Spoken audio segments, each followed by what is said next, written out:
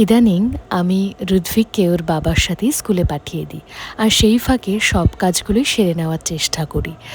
আর এমনিও সকালে যেহেতু বড়দার অফিস থাকে, তার কারণে সকাল সকাল আমাদের এবারের রান্নাটাও হয়ে যায় মোটামুটি।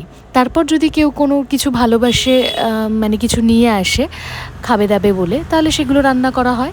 আর সকালে ব্রেকফাস্টে আমি কী খাবো বলে ডিসাইড করছিলাম, মা দেখি কিছুটা চিংড়ি মাছ আমার জন্য তুলে রেখেছে।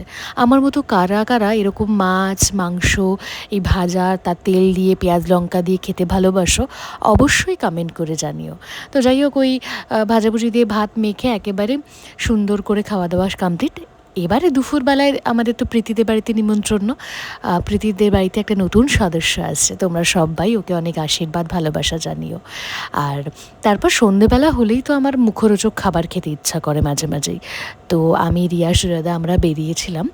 তো তেলেভাজার দোকানে তো 3-4টে তেলেভাজা যা মনে আসছে খেয়ে নিলাম, তাও মন ভরেনি। তারপর আবার ফুচকা, দই ফুচকা, মিষ্টি ফুচকা একেবারে আমি আর রিয়া ভালো করে খেলাম।